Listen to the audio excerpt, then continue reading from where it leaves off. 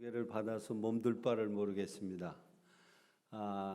물론 우리 김규환 사관님은 사관학생 때부터 또 사관으로 같은 지역에서 함께 사역을 했던 분이기에 너무나도 잘 알고 있는 아주 대한민국 구세군 사관 중에서 첫 번째 가는 제 마음에 늘 담고 있는 그런 훌륭한 일꾼으로 아주 소중하게 기억하고 또 마음에 담고 있습니다. 여러분, 인생 가운데 여러 가지 만남이 있는데 양들에게 가장 좋은 만남은 좋은 목자를 만나는 거예요. 믿습니까? 네, 여러분에게 좋은 목자가 만났다고 하는 것은 이 포항영문의 새로운 역사가 시작된다는 것입니다. 앞으로도 또 지금도 일어나고 있고 앞으로도 일어나고 계속해서 하나님의 아름다운 역사가 이 공간 안에서 많이 창출되기를 주의 이름으로 축복합니다. 기도하겠습니다. 하나님 아버지, 아름다운 계절 오곡백과가 무르익고 온 천지 만물에 아름다운 단풍으로 물들어가는 계절, 이 아름다운 계절에 포항영문에 천국잔치를 열게 해주셔서 감사합니다.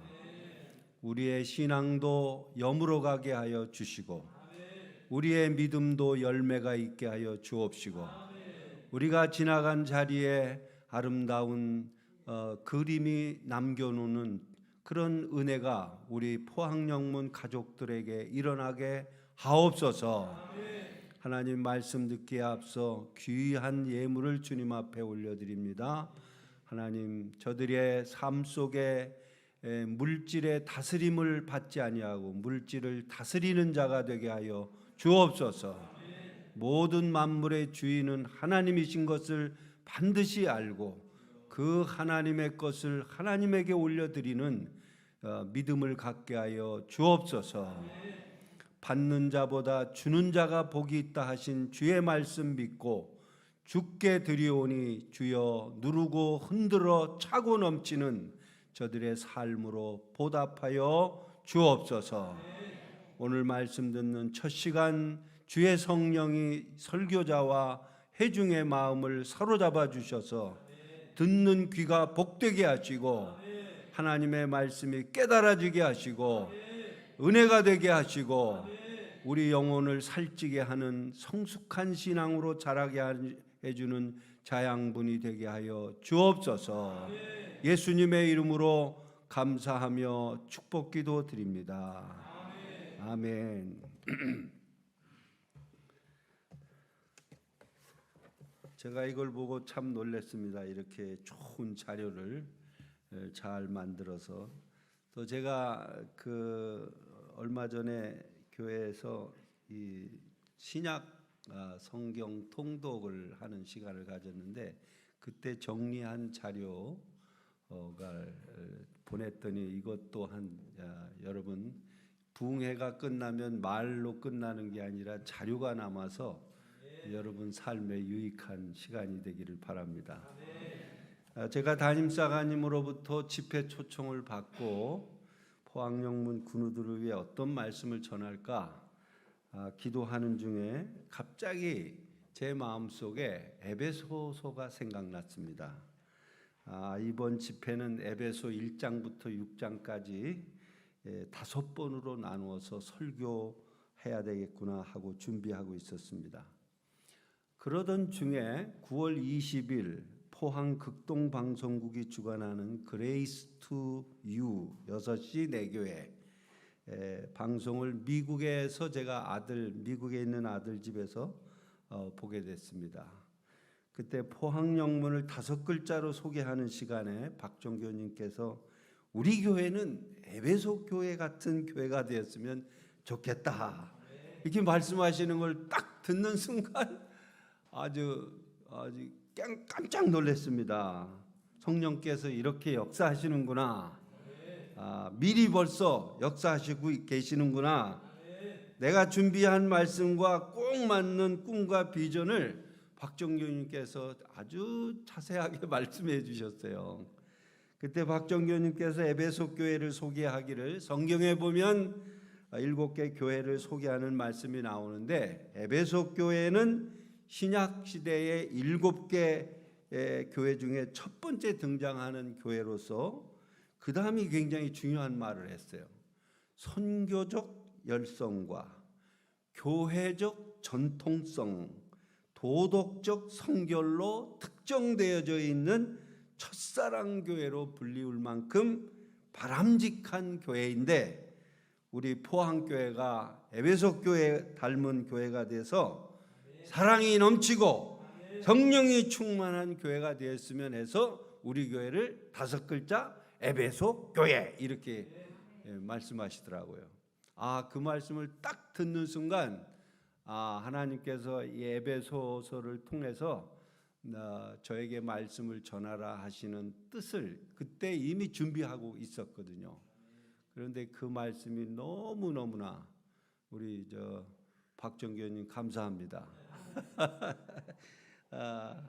저는 반드시 에베소 교회와 같은 그런 교회가 포항교회가 될 줄로 믿습니다.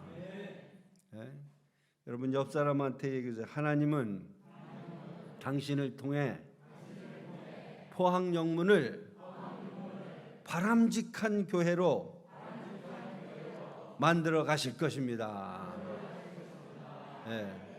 나보고 하지 말고 옆 사람 보고 하라고 그랬는데,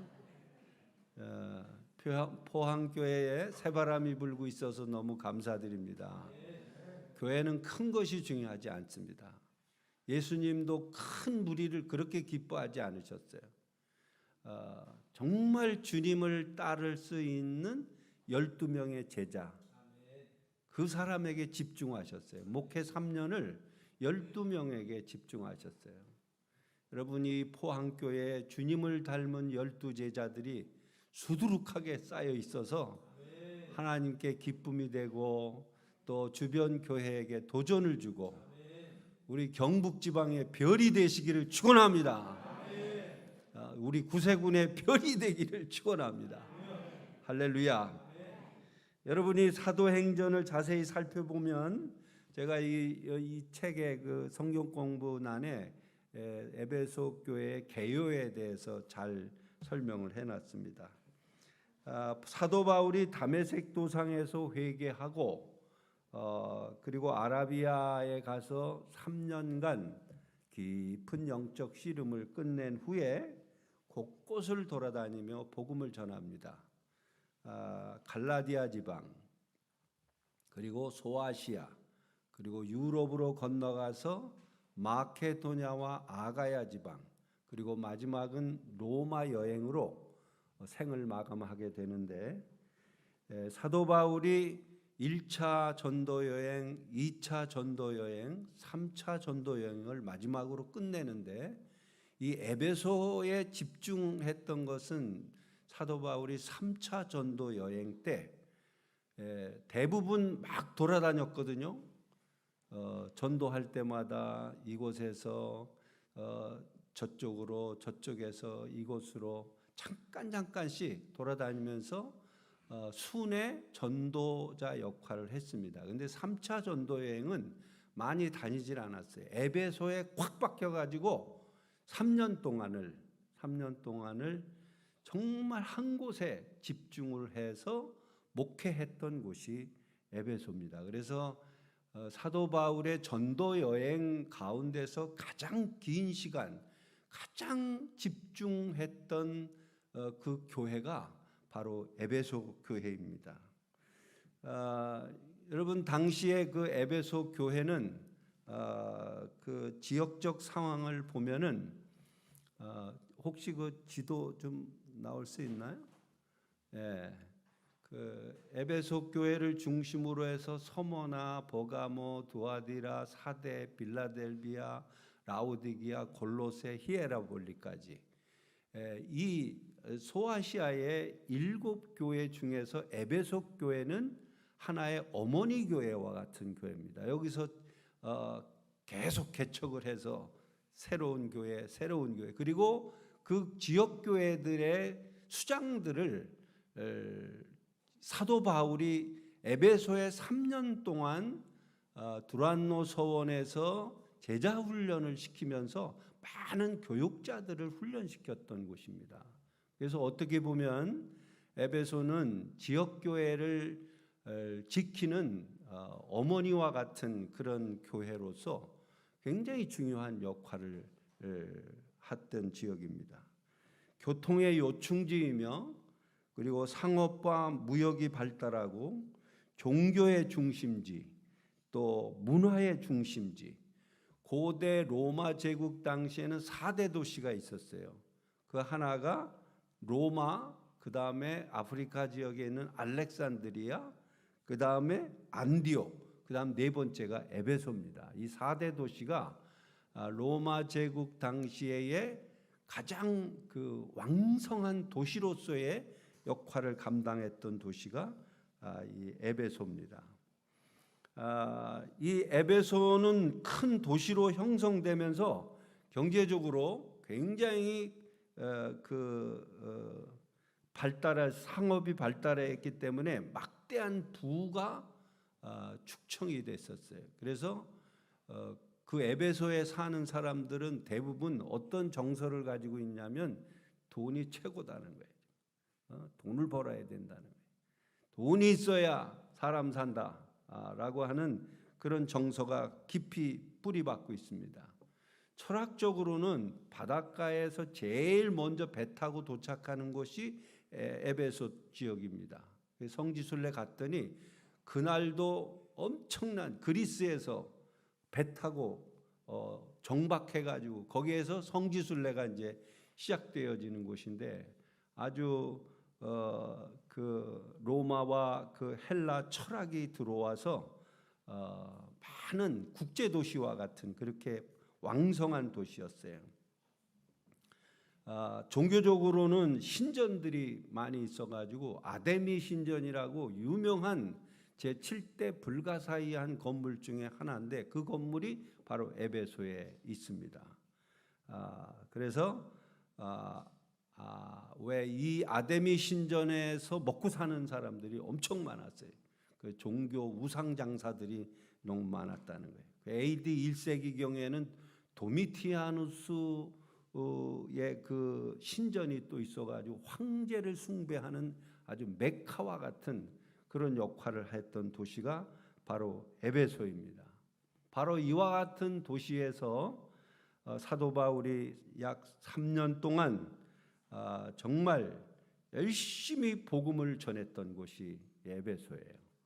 그래서 처음에 에베소에 도착해서 너희들이 믿을 때 성령을 받았느냐 그렇게 말했더니 우리는 성령이 있음을 들어본 적이 없다는 거예요. 그럼 무슨 세례를 받았느냐 그랬더니 요한의 물 세례를 받았다는 거예요. 그래서 그때 사도 바울이 안수하여 성령의 세례를 처음 주게 된 것이 에베소였습니다. 그때 그 성령 세례를 받은 사람이 12명이었어요. 그 12명이 에베소 교회 개척교인들이 된 겁니다. 그리고 3달 동안 유대인 회당에서 하나님 나라를 강론하고 그리고 권면하고 두란노 서원에서 2년간 제자 훈련 시키고 바울이 손수건과 앞치마를 병든 사람한테 갖다 댔더니 병든 자들이 깨끗이 낫는 이적이 일어나고 귀신들이 물러가는 놀라운 역사를 일으켰던 그곳이 바로 사도 바울이 3년 동안 사역하면서 있었던 그런 교회였습니다. 그래서 이 사도 바울은 그 이제 3차 전도 여행을 모두 마치고 위에 마케도니아에 잠깐 갔다가 다시 드로아에서 그 밀레도 섬으로 와가지고 가는 길에 에베소 교회 장로들을 불러서 마지막 고별 설교를 하는 내용이 사도행전 20장에 소개되고 있습니다. 거기서 사도 바울이 그 장로들한테 목회 고백을 해요. 내가 여러분들한테 와서 어떻게 사역을 했는지 당신들이 잘 알고 있다. 그래서 아시아에서 들어온 첫날부터 지금까지 항상 여러분 가운데 내가 어떻게 행하였는지 여러분이 잘 보았고 아실 것이다. 나는 여러분들하고 목회할 때 그 3년 집중해서 목회했던 것이 모든 겸손과 눈물의 목회를 했다. 그리고 유대인들의 그 괴롭힘으로 힘들었지만은 시험을 참고 핍박을 참고 인내하면서 주를 섬겼다. 그리고 유익한 것은 무엇이든지 공중 앞에서나 각 집에서 가르치는 그리고 교육 목회를 여러분들에게 했다. 유대인들과 헬라인들에게 하나님께 대한 회개와 주 예수 그리스도에 대한 복음을 전했다. 이제 나는 성령에 매여 예루살렘으로 가는데 거기서 무슨 일을 만나는지 성령께서 나에게 미리 제시를 했는데 결박과 환난이 기다린다는 소식을 내가 성령을 통해서 들었다. 그러나 내가 달려갈 길과 주 예수께 받은 사명 곧 하나님의 은혜의 복음을 증거하는 일에는 내 생명을 조금도 귀한 것으로 여기지 아니하노라. 이 유명한 고백을 에베소 교회 장로들 앞에서 바울이 한 겁니다. 내가 떠난 후에 에베소 교회에 사나운 이리가 여러분에게 들어와서 양떼를 아끼지 않고 어그러진 말을 하는 사람이 반드시 나타날 것이다. 그러므로 여러분 깨어서 내가 3년 동안 밤낮 쉬지 않고 눈물로 각 사람을 훈계하던 것을 기억하고 약한 사람들을 잘 도와주고 하나님께서 주신 은혜의 말씀 주는 것이 받는 것보다 복이 있다는 것을 기억하라. 그리고 서로 끌어안고 눈물을 흘리면서 마지막 고별하는 장면이 사도행전 20장 에베소 교인들하고 이렇게 밀착된 그 목회를 했던 곳임을 분명히 알 수가 있습니다. 그래서 이 바울은 이제 에베소를 떠났고요. 그 예루살렘에서 잡혀가지고 로마로 압송됐고 로마의 감옥에 갇혀 있는 중에 에베소 교회 소식을 들은 거예요. 그래서 에베소 교회로부터 안 좋은 소식이 들려왔습니다. 그래서 옥중에서 사도 바울이 에베소 교회를 생각하며 붓을 들어 쓴 것이 오늘 에베소서가 된 것입니다. 세월이 아무리 지나도 잊을 수 없는 교회, 깊은 애정을 가졌던 교회, 목을 끌어안고 눈물을 흘리면서 작별했던 교회, 어쩌면 내가 쓰는 이 편지가 마지막 편지가 될지도 모른다는 절박한 심정을 가지고 쓴 편지, 그것이 오늘 우리 손에 주어진 에베소서가 된 것입니다. 그리스도 안에서 이 에베소 교회 편지를 쓰면서 에베소 교회 성도들이 그리스도 안에서 성숙한 신앙생활로 자라가기를 간절히 바라는 심정으로 이 글을 옥중에서 편지를 써서 에베소서로 보내게 된 것입니다. 여러분, 우리 한 편 한 편 제가 이제 에베소서 1장, 오늘은 1장과 2장을 핵심으로 해서 이 바울이 이렇게 사랑했던 교회, 아꼈던 교회, 눈물로 목회했던 그 교인들을 생각하면서 한 편 한 편 써간 이 에베소서를 5편으로 나누어서 말씀을 나눌 때 여러분에게 큰 은혜가 있기를 축원합니다. 깨달음이 있기를 축원합니다. 또 회개할 것은 회개하게 되기를 축원합니다. 바울이 첫 번째로 1장과 2장에서 에베소 교인들에게 주고 싶었던 중요한 메시지가 뭐냐면은 그리스도 안에서 나는 누구인가? 여러분은 누구인가? 그리스도 안에서. 그래서 예수 믿고 구원받은 그리스도인은 그리스도 안에서 도대체 어떤 존재이냐? 그리스도 안에서 나는 누구냐라고 하는 그 정체성에 대해서 굉장히 강조점을 두고 있다고 하는 것입니다. 여러분, 정체성이라는 말은 사물의 본래 형체가 가지고 있는 성격을 일컬을 때 아이덴티티, 영어로는 아이덴티티, 영어는 동일함, 일치라는 뜻을 가지고 있는데 어떤 존재가 본질적으로 갖고 있는 특성을 아이덴티티라고 부릅니다. 이걸 정체성이라고 불러요. 여러분, 예수 믿는 사람이십니까? 여러분은 예수를 믿습니까?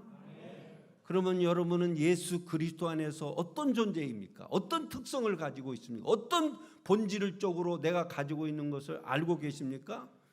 오늘 그것을 알게 되기를 축원합니다.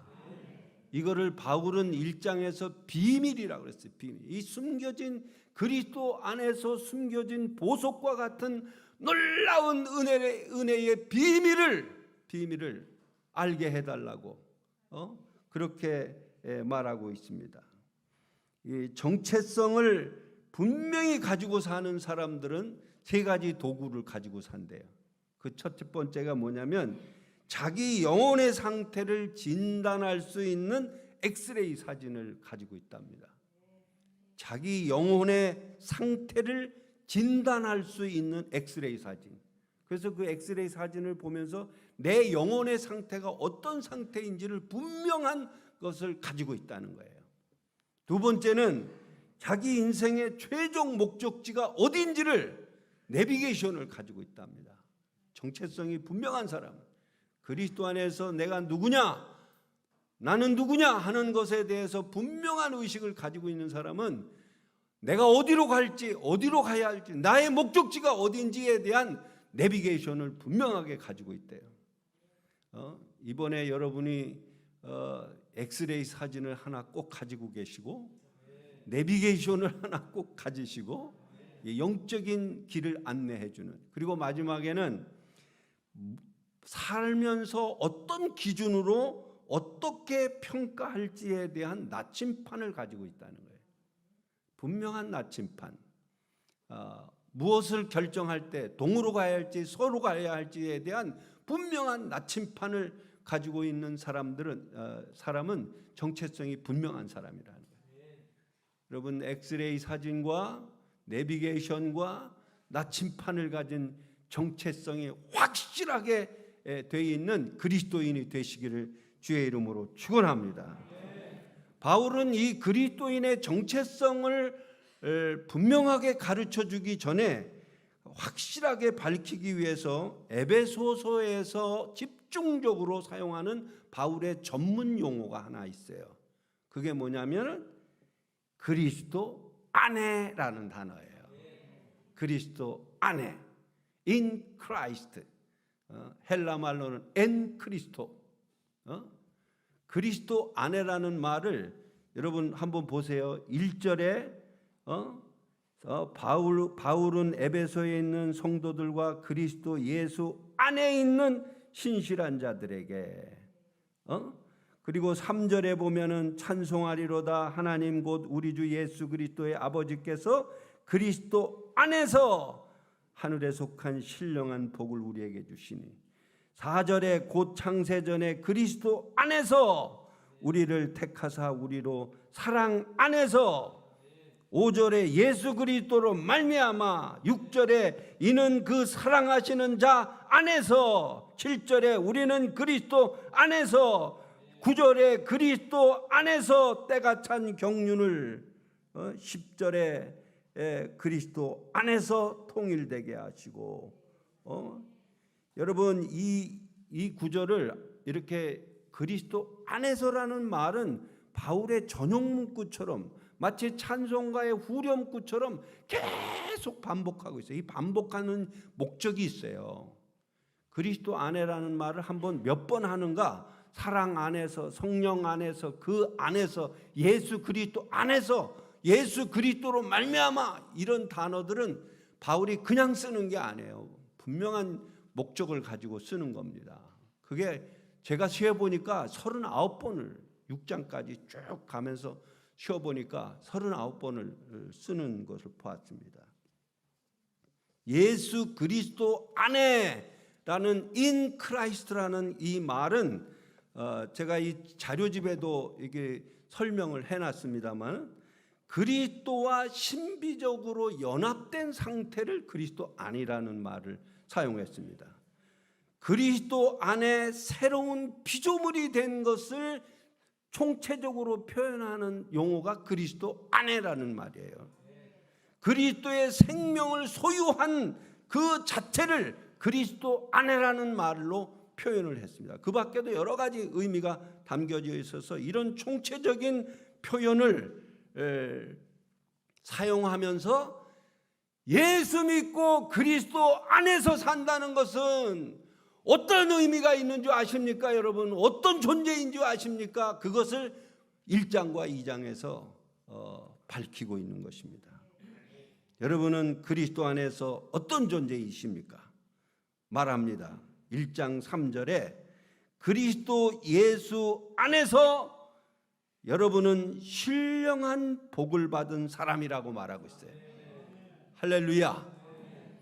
그리스도 예수 안에서 하늘에 속한 신령한 복을 받았다고 3절 말씀에 그렇게 말하고 있습니다. 자, 그리스도 예수 안에서 여러분은 어떤 복을 받았다고요? 신령한 복인데 어디에 속한? 하늘에 속한. 하늘에 속한 모든 신령한 복을 받은 자가 누구다? 빨리 답이 나와야지. 그리스도인이란 말이에요. 그리스도 안에 있는 사람들은 하늘에 속한 신령한 복을 받은 자다. 그러면서 4절에 보면은 곧이라는 단어가 나와요. 이 곧은 뭐냐면 신령한 복을 받은 내용이 뭐냐? 다음과 같은 내용이라 이렇게 밝히고 있습니다. 그 신령한 복은 무엇이냐? 4절에 여러분은 그리스도 안에서 창세전에 택함을 받은 사람입니다. 여기 창세전이라는 말 썼어요. 여러분, 이 세상이 태어나기 전에 그리스도 안에서 구원받은 사람은 선택받은 사람이라는 거예요. 여러분, 시장에 가서 물건 살 때 아무거나 선택합니까? 사과를 살 때도 요거 저거 다 봐가면서 고르잖아요. 옷을 살 때도 아무 옷이나 고릅니까? 아무 옷 고르. 내 마음에 딱 맞는 거, 내 몸에 딱 맞는 거, 그걸 딱 골라서 삽니다. 차를 살 때는 더더욱 신중하게 아무 차나 사지 않습니다. 이 선택받았다고 하는 것은요, 여러분 인류가 70억이 되는데 그 중에서 여러분이 선택받은 사람이 됐다는 건 이건 축복 중에 축복이에요. 이게 신비한 비밀이라는 거예요. 거기에다가 4절과 9절 11절에 보면 거룩하고 흠없게 하시려고 우리를 예정했다고 그랬어요. 예정. 여러분을 예정, 이 장로교에서 말하는 예정과 이 웨슬리안에서 말하는 예정이 좀 의미가 달라요. 그것을 뭐 여기서 논할 필요는 없지만 하나님이 여러분을 오래전부터 계획해 놓으셨다 이 말이에요. 내가 계획된 사람이라는 말이에요. 그리스도인이 아무렇게나 된 것이 아니라 하나님께서 오래전부터 나를 미리 점찍어 놓으셨다 이 말이에요. 이게 얼마나 큰 축복입니까? 누가 여러분을 점찍었다 그랬어요? 하나님께서. 누구 안에서? 그리스도 안에서. 할렐루야. 그리스도 안에서 여러분을 택하셨고, 그리스도 안에서 여러분을 예정하셨고, 그리스도 안에서 5절에 보면 예수 그리스도로 말미암아 우리를 하나님의 아들이 됐다 이 말이에요. 이것도 축복이에요. 신령한 축복 가운데 이 축복은요, 천사들이 흠모하는 축복입니다. 여러분, 천사는 똑같은 피조물이지만은 부리는 영이라고 그랬어요. 섬기는 영이라고 그랬어요. 그러나 아들의 신분은 천사하고 게임이 안 되는 거예요. 천사는 하나님의 아들로 택함 받은 우리를 얼마나 부러워하는지 몰라요. 천사는 섬기는 종입니다. 부리는 영이에요. 하나님의 뜻을 이루기 위해서 천사들을 창조하셨는데 그들보다도 더 존귀한 은혜를 받은 사람이 하나님의 아들이 누리는 축복이라는 거예요. 이 정도의 차원으로 올라갔다면요, 이 비밀을, 이 신령한, 하늘에 속한 이 신령한 비밀을 아는 것은 축복입니다. 7절에 보면은 예수의 피로 속량 곧 죄사함을 받았느니라. 할렐루야. 여러분의 죄를 과거와 현재와 미래의 죄까지 예수 그리스도께서 십자가에 흘린 피로 모두 깨끗하게 사해 주셨다. 할렐루야. 누구 안에서? 그리스도 안에서. 여러분, 이게 얼마나 큰 축복인지 몰라요. 내가 죄인이라는 걸 아는 것도 중요하지만은 그 죄에 대한 허물과 죄를 깨끗하게 씻음 받았다고 하는 이 놀라운 감격은 너무너무나 값진 것입니다. 여러분, 이 피가 그냥 피입니까? 예수님께서 십자가에서 얼마나 머리에 가시로 피 흘리고 양손에 대못으로 찔려 피 흘리고 옆구리에 창으로 찔려서 피와 물 다 쏟으시고 양발에 대못으로 찔려서 흘린 그 피로 나의 모든 허물과 죄를 깨끗하게 도말하시고 죄 사함을 받게 하시고 하나님 앞에 당당히 나아갈 수 있는 의롭다함을 받을 수 있는 의인으로 나를 높여주셨다 이 말이에요. 누구 안에서? 그리스도 안에서. 이게 비밀이에요. 이 축복이에요. 이게 신령한 복입니다. 11절에 보니까 그리스도 안에서 기업이 되게 하셨다. 이 기업이라는 말은 상속자라는 말입니다. 여러분, 하늘에 속한 모든 것을 물려받을 수 있는 상속권을 받은 사람이 바로 그리스도 안에서 그리스도인이라는 거예요. 이게 얼마나 큰 축복입니까? 얼마나 놀라운 은혜입니까?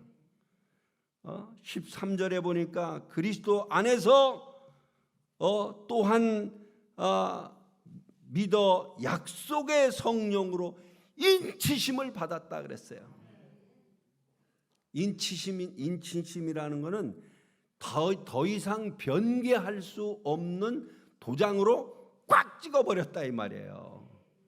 여러분을 성령으로 하나님의 자녀가 됐음을 빵 도장으로 찍어버렸다 이 말이에요.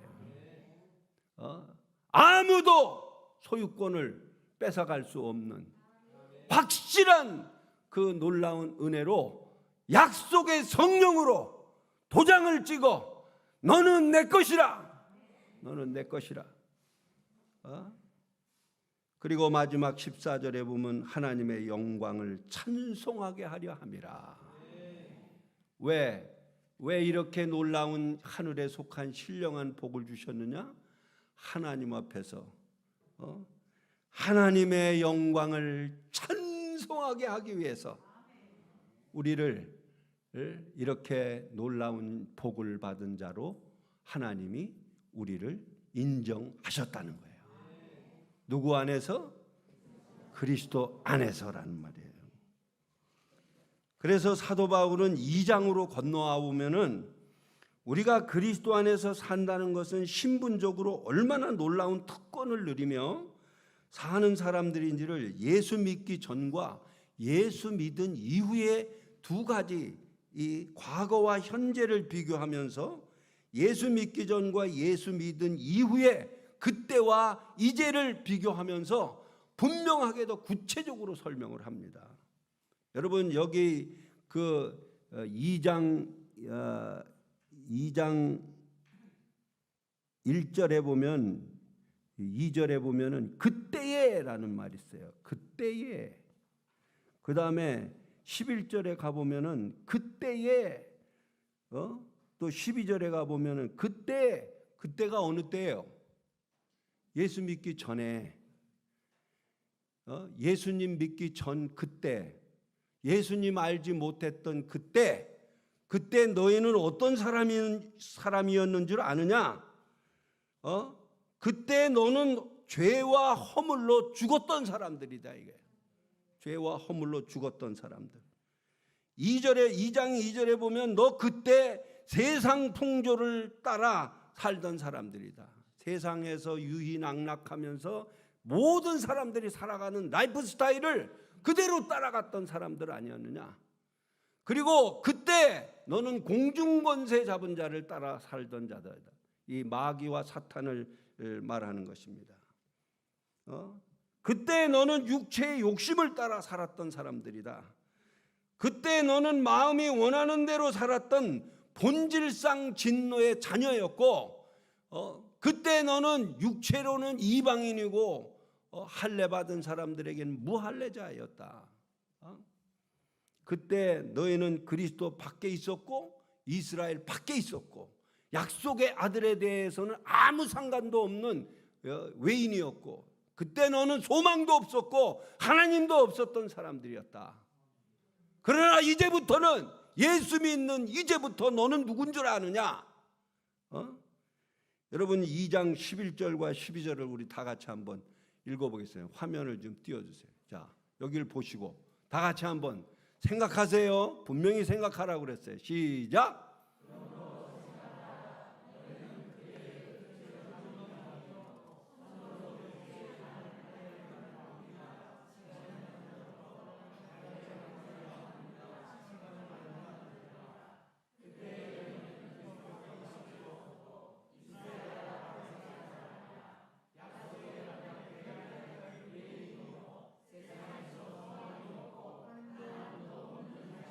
예수 믿기 전에 세상에서 너는 이런 사람들이었다.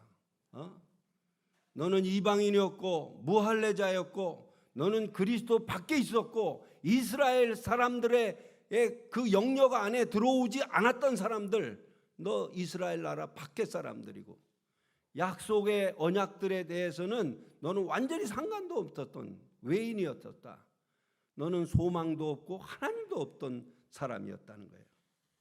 그러나 이제부터 너는 예수 믿는 그리스도 안에서 너는 어떤 존재가 되어 있는 줄 아느냐? 여기서 2장에서 밝힙니다. 2장 1절과 5절에 보면 허물로 죽은 우리를 그리스도와 함께 살리심을 받은 사람이다. 예수 믿고 난 이후부터 너는 살림을 받은 사람, 살아난 사람이라 이 말이에요. 5절 8절에 보면은 너는 이제 그리스도 안에서 구원받은 사람이 됐다지 않느냐. 너는 하늘의 안침을 받은 사람이 되었고 선한 일을 위해 지음받은 새 사람이 되었다 이 말이에요. 예수 믿고 난 이후 그리스도 안에서 너는 새 사람이 됐다 이 말이에요. 이 선한 일을 위해 지음받은 사람이라는 말은 God's work make, 뭐라 그랬더라 여기? 제가 영어로 어디다가 적어놨는데, 여기 있구나. We are God's workmanship, created in Christ, Jesus Christ. 예수 그리스도 안에서 이 workmanship이라는 말이 사전에 찾아보니까 숙련공, 장인, 재능꾼, 하나님이 지으신 걸작품이라는 말이에요. create. 여러분을 예수 안에서 선한 일을 위해서 다시 창조한 숙련공이고 장인이고 재능꾼으로 하나님이 여러분을 그리스도 안에서 새로 지음을 받았다 이 말이에요. 뿐만 아니라 네가 예수를 믿고 난 이후에 하나님 앞에 감히 다가갈 수 없었던 존재가 이제 하나님과 가까워진 사람이 되었고, 너는 하나님과 원수되어졌던 그 관계가 하나님과 화목한 관계가 된 사람이야. 너는 새 사람이 되었고 아버지 앞에 당당히 나아갈 수 있는 사람으로 그리스도를 믿고 난 후에 그리스도 안에서 이와 같은 신분 변상이 새로운 신분 상승이 이루어졌다고 하는 것을 말하고 있습니다. 얼마나 놀라운 일인지 몰라요. 예수 믿기 전과 예수 믿은 이후에 우리의 하늘에 속한 신령한 복을 받은 사람들이 얼마나 놀라운 경지에 올라가 있는 사람인지를 나는 여러분들이 그거를 알기를 바랍니다. 그걸 묵상되어지기를 축복합니다. 그것에 대해서 눈이 열리기를 축복합니다. 이게 열리면 세상에 아무리 소중한 가치도 게임이 안 되는 거예요. 가치가 바뀌어요. 목적이 바뀌어요.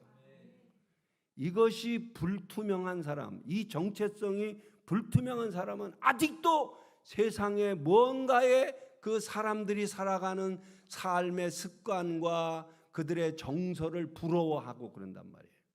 자기 속에는 지금 보석과 같이 너무나 하늘에 속한 신령한 복들을 충만히 받고 누리고 있는 사람인데 그걸 모르고 남의 떡이 좋다고 자꾸만 세상 사람들의 명예, 인기 그런 걸 자꾸 쫓아가라고. 여러분, 이 놀라운 은혜를 깨닫는 자가 되기를 축원합니다. 그래서 2장 19절에서 그 성경 구절 한번 다 같이 읽어봅시다. 자, 여기에 중요한 말이 이제부터라는 말이. 이제부터 너는 어떤 존재인지 아느냐? 다 같이 읽어보겠습니다. 시작. 그러므로 이제부터 너희는 외인도 아니요 나그네도 아니요 오직 성도들과 동일한 시민이요 하나님의 권속이라. 너희는 사도들과 선지자들의 터 위에 세우심을 입은 자라. 그리스도 예수께서 친히 모퉁이 돌이 되셨느니라. 그의 안에서 건물마다 서로 연결하여 주 안에서 성전이 되어가고 너희도 성령 안에서 하나님이 거하실 처소가 되기 위하여 그리스도 예수 안에서 함께 지어가느니라. 이제부터 여기서부터는 두 손 들고 감사해야 돼요.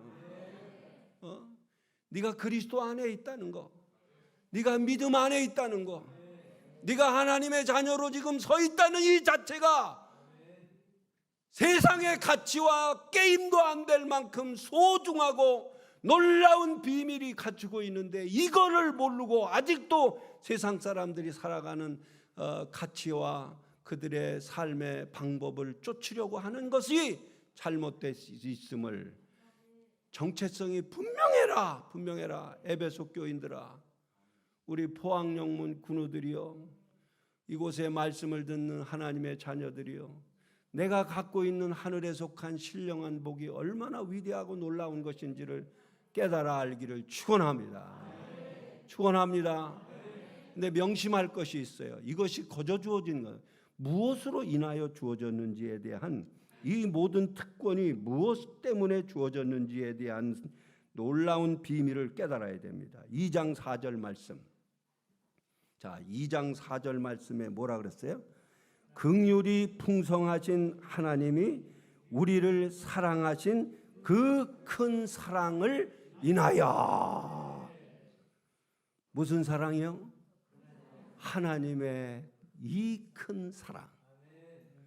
여러분, 이 큰 사랑은 내일 다시 말씀드릴 거예요.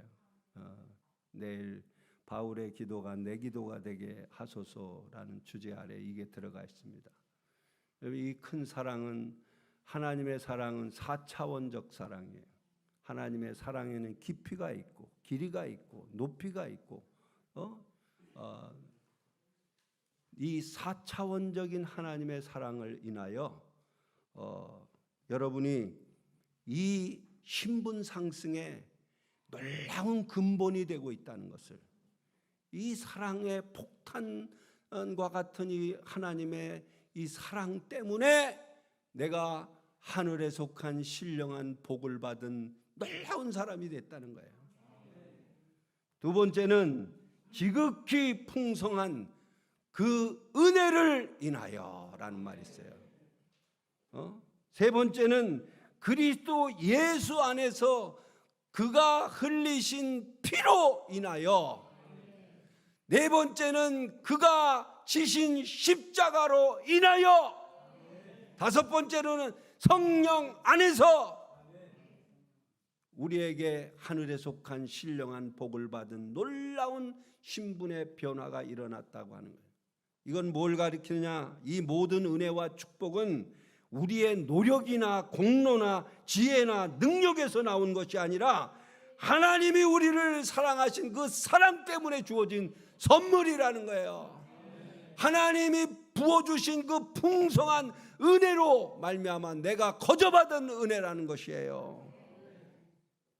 그리스도가 흘리신 그 피 때문에 내가 받은 신령한 복이 나에게 주어진 선물이라는 거예요.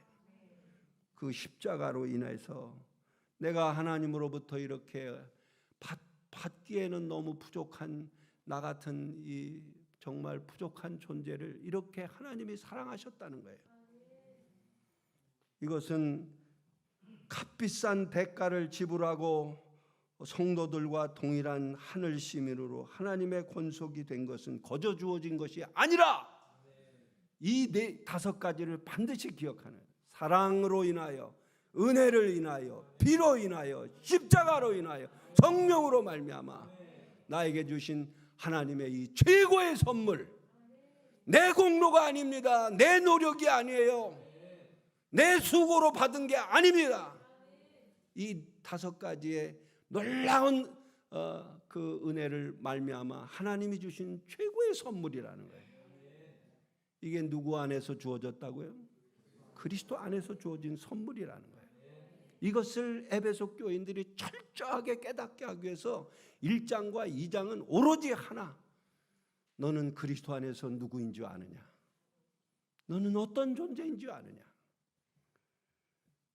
그러므로 사랑하는 여러분, 만약 여러분이 지금도 여전히 예수 안에 살고 그분과 함께 신비적인 연합을 이루고 그분과 밀접한 관계를 맺고 그분의 생명을 소유하고 있다면 이제부터 여러분은 그리스도 안에서 정말 자부심과 긍지를 가지고 그리스도의 확실한 정체성을 가슴에 새겨놓고 믿음 안에서 성령 안에서 살아가는 나와 여러분이 되기를 축원합니다. 축원합니다. 베드로는 이런 말을 했어요. 베드로전서 1장 18절 19절에 너희가 알거니와 너의 조상이 물려준 헛된 행실에서 대속함을 받은 것은 은이나 금이나 없어질 것으로 된 것이 아니요 오직 흠없고 점없는 어린 양 같은 그리스도의 보배로운 피로 된 것이니라. 이 보배로운 피가 너를 어떤 존재로 만들었냐? 한마디 더 합니다. 베드로 전서 2장 9절 10절에 다 같이 한번 읽겠습니다. 시작.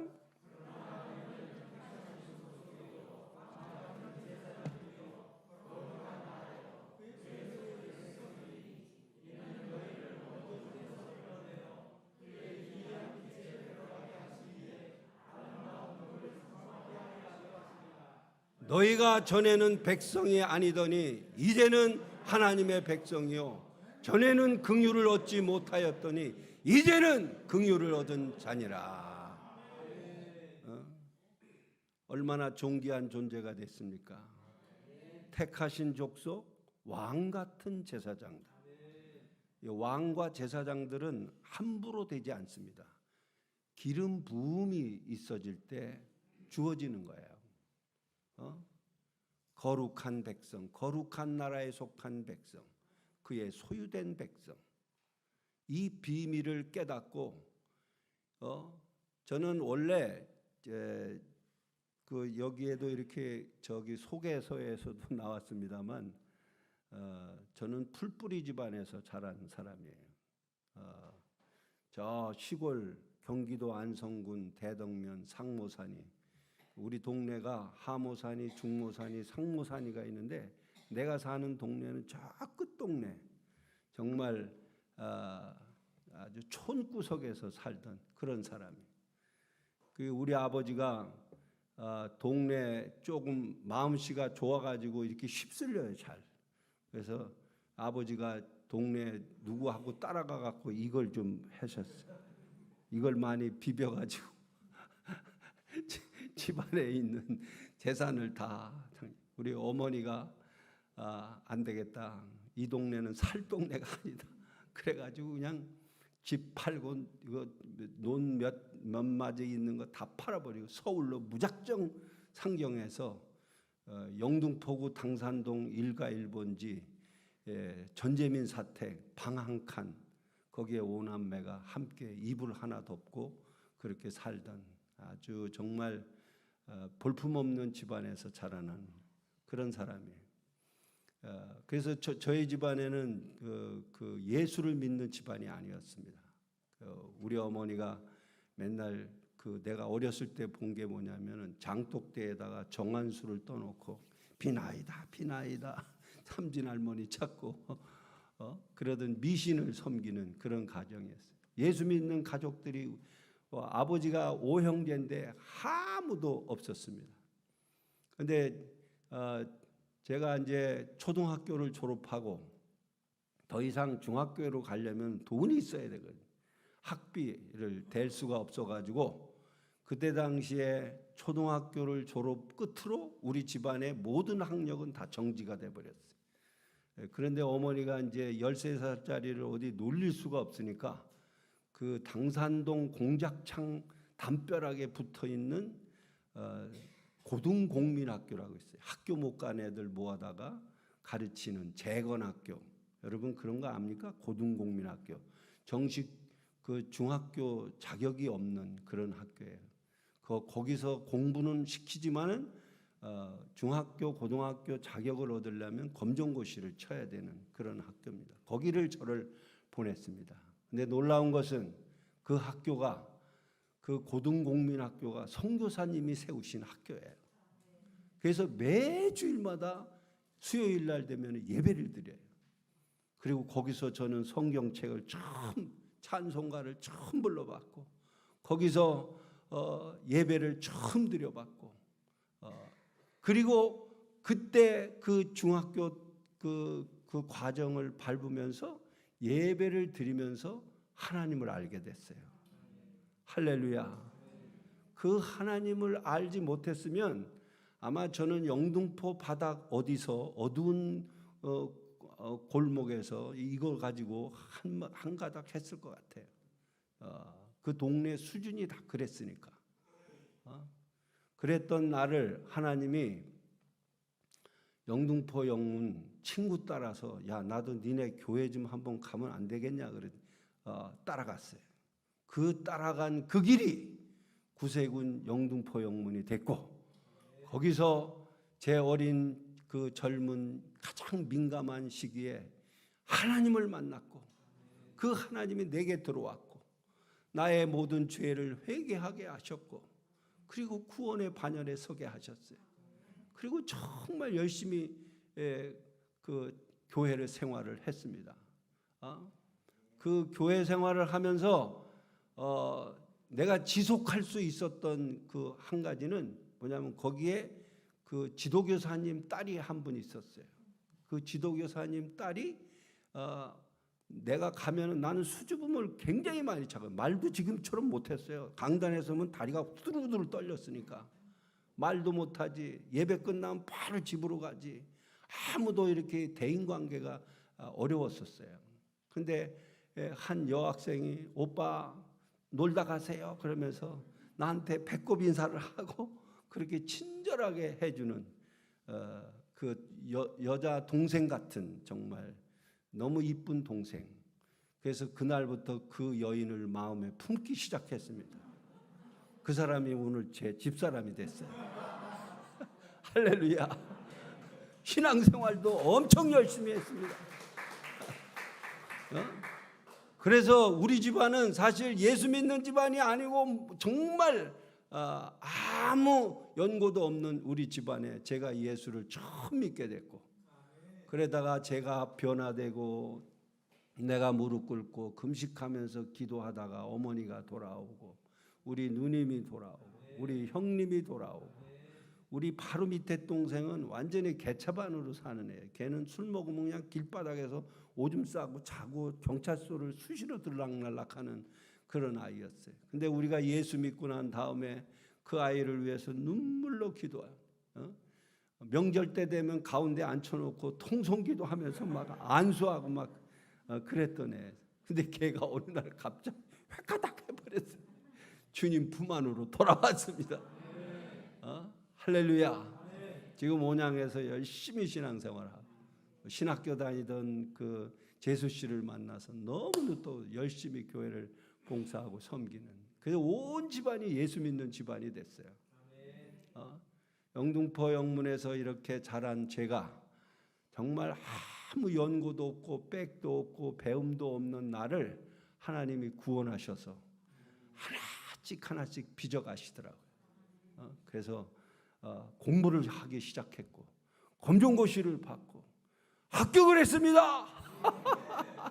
그래서 고등학교 검정고시에 합격을 했는데 그 점수가 60점이 커트라인인데 61점으로 내가 얼마나, 나도 그거 몰랐어요. 그런데 우리 집사람이 여보 당신 몇 점으로 합격한 줄 알아? 그랬더니 저 그 성적표를 뜯어보더니 61점이야. 한 문제만 틀렸으면 뭐하지? 신학교도 못 가고.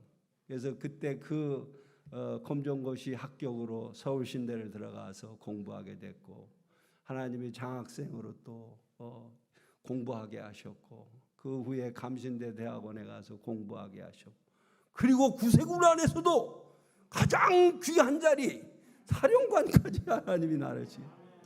너무너무 감사해요. 제가 저를 자랑하고 싶은 마음이 없습니다. 하나도 없습니다. 저를 한 걸음 한 걸음 인도하셔서 빚어가시는 하나님, 예수 안에서 나를 빚어서 보석처럼 만들어주셨던 그 하나님. 여러분은 정말 예수님 안에서 한 사람도 빼놓지 않고 다 보석들이에요. 예수님이 피값 주고 사셨으니까. 이 놀라운 은혜의 비밀을 알고 난 다음부터 저는 교회에서 살았습니다. 그때 가리방으로 막 주보를 긁고 회의지를 만들고 막 그냥 학교도 땡땡이 치면서 막 그냥 문학의 밤 준비하고 막 그 교회에 미쳤어요. 그리고 교회 청소는 내가 다 했습니다. 그냥 빗자루로 쓸면서. 근데 그걸 하나님이 기쁘게 보셨는지 나를 이렇게 귀한 하나님의 사람으로 빚어주셔서 너무너무 감사합니다. 여러분, 하나님의 큰 사랑이었습니다. 주님이 베푸셨던 놀라운 은혜였습니다.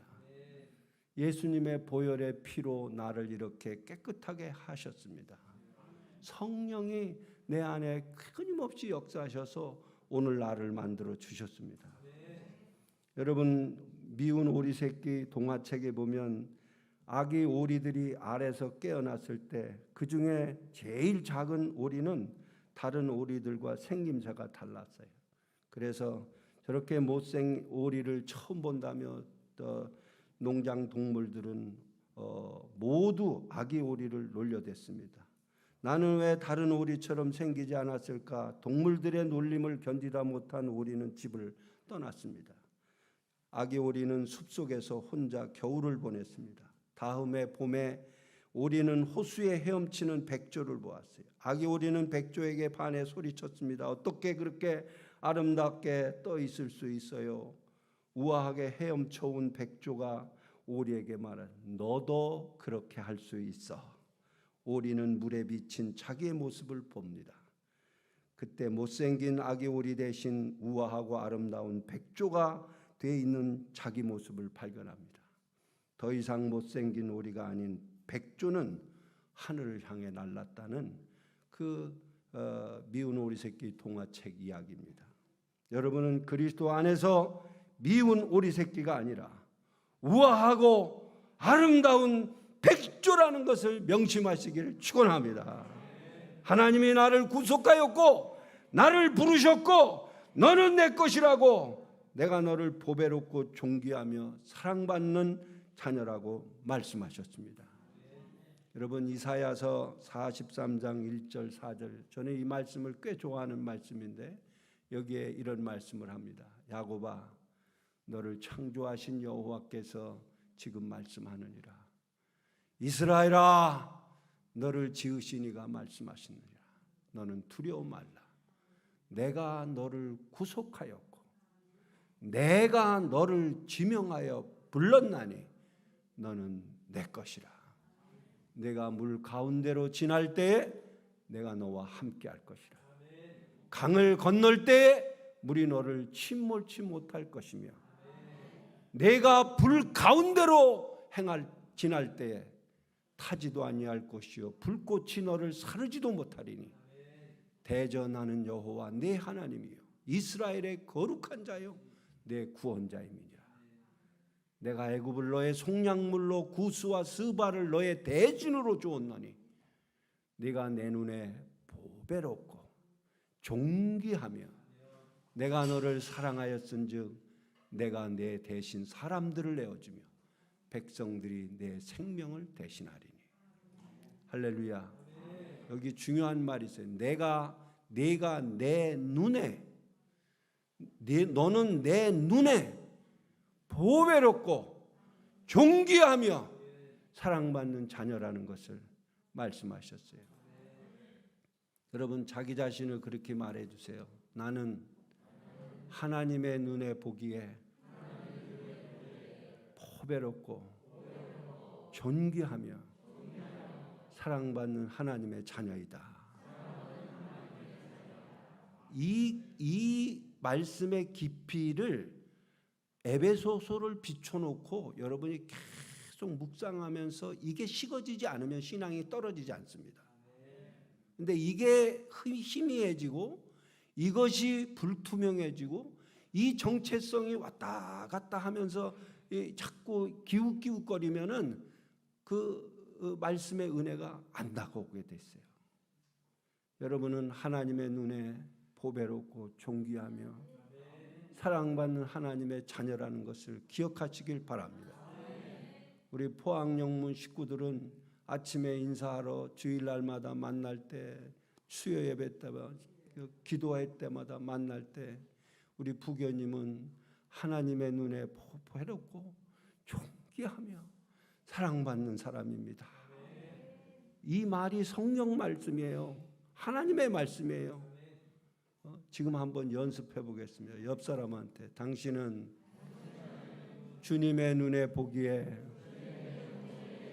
보배롭고 존귀하며 사랑받는 하나님의 자녀입니다.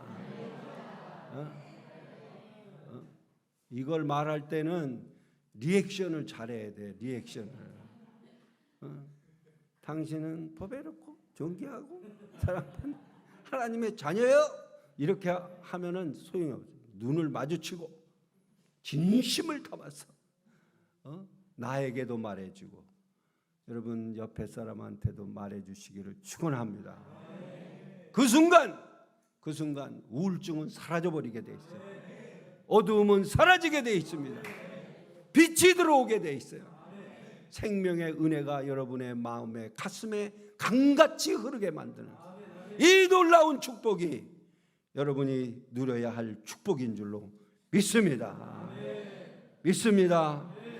그러면서 한마디 이사야가 그 43장 5절 7절에 이 말씀, 저는 이 말씀을 우리 포항영문에게 주고 싶어요. 자, 43장 5절 7절 말씀 다 같이 읽어보겠습니다. 시작. 두려워하지 말라. 내가 너와 함께하여 내 자손을 동쪽에서부터 오게 하며 서쪽에서부터 너를 모을 것이다. 내가 북쪽에게 이르기를 내놓으라. 남쪽에게 이르기를 가두어 두지 말라.